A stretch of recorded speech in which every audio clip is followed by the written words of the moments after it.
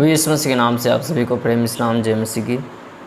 हम उत्पत्ति की किताब अध्याय 32 का अध्ययन करेंगे। प्रभु यीशु मसीह की महिमा हो। हम पढ़ेंगे उत्पत्ति की किताब अध्याय 32।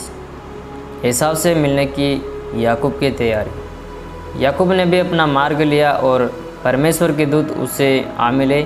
उनको देखते ही याकूब ने कहा, यह तो परमेश्वर का दल है। इसलिए उसने उस स्थान का नाम महनैम रखा। तब याकूब ने सेयर देश में अर्थात एदोम देश में अपने भाई एसाव के पास अपने आगे दूत भेज दिए और उसने उन्हें यह आज्ञा दी, हे मेरे प्रभु एसाव से यह कहना कि तेरा दास याकूब तुझसे यह कहता है कि मैं लाबान के यहाँ परदेसी होकर अब तक रहा और मेरे पास गाय बैल गधे भेड़ बकरियाँ और दास दासियाँ हैं और मैंने अपने प्रभु के पास इसलिए संदेश भेजा है कि तेरे अनुग्रह की दृष्टि मुझ पर हो।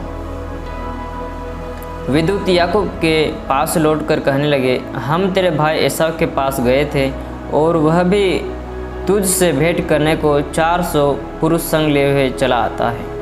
तब याकूब बहुत डर गया और संकट में पड़ा और यह सोचकर अपने साथियों के और भेड़ बकरियों और गाय बैलों और ऊँटों के भी अलग अलग 2 दल कर ले, और यदि एसाव आकर पहले दल को मारने लगे तो दूसरा दल भागकर बच जाएगा।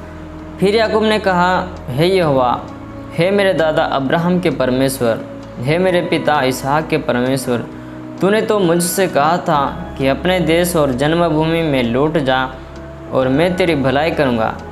तूने जो जो काम अपने करुणा और सच्चाई से अपने दास के साथ किए हैं कि मैं जो अपनी छड़ी ही लेकर ये इस यरदन नदी के पार उतर आया, और अब मेरे 2 दल हो गए हैं। तेरे ऐसे कामों में से मैं एक के भी योग्य तो नहीं। मेरी विनती सुनकर मुझसे मेरे भाई एसाव के हाथ से बचा।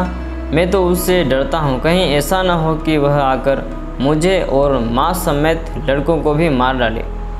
तूने तो कहा है कि मैं निश्चय तेरी भलाई करूँगा और तेरे वंश को समुद्र के रेत कणों के समान बहुत करूँगा, जो बहुतायत के मारे गिने नहीं जा सकते।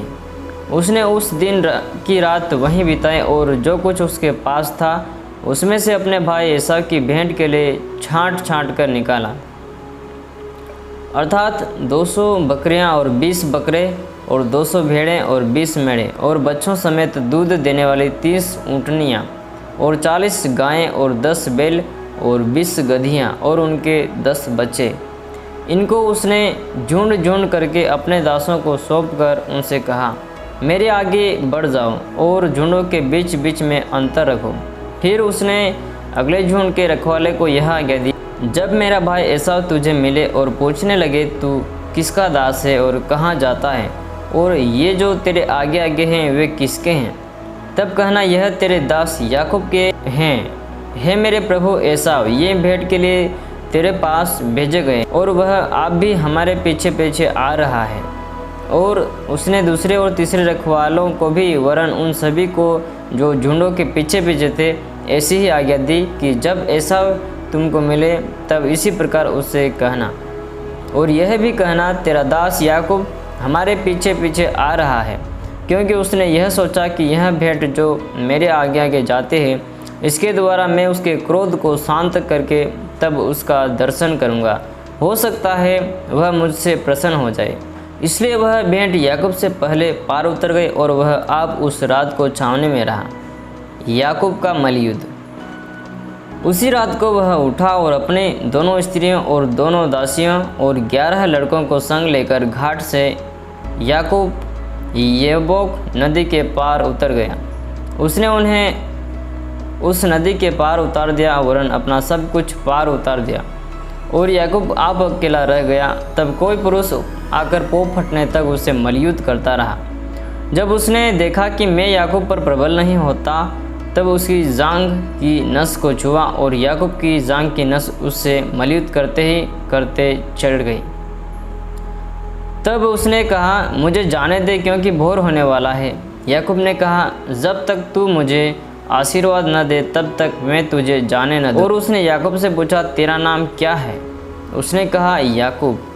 उसने कहा, तेरा नाम अब याकूब नहीं परंतु इज़राइल होगा, क्योंकि तू परमेश्वर से और मनुष्य से भी युद्ध करके प्रबल हुआ है। याकूब ने कहा, मैं विनती करता हूँ, मुझे अपना नाम बता। उसने कहा, तू मेरा नाम क्यों पूछता है? तब उसने उसको वहीं आशीर्वाद दिया। तब याकूब ने यह कहकर उस स्थान का नाम पनीएल रखा, परमेश्वर को आमने सामने देखने पर भी मेरा प्राण बच गया। पनूएल के पास से चलते चलते सूर्य उदय हो गया और वह जांग से लंगड़ाता था। इजरायली जो पशुओं की जांग की जोड़ वाले जंघानस को आज के दिन तक नहीं खाते।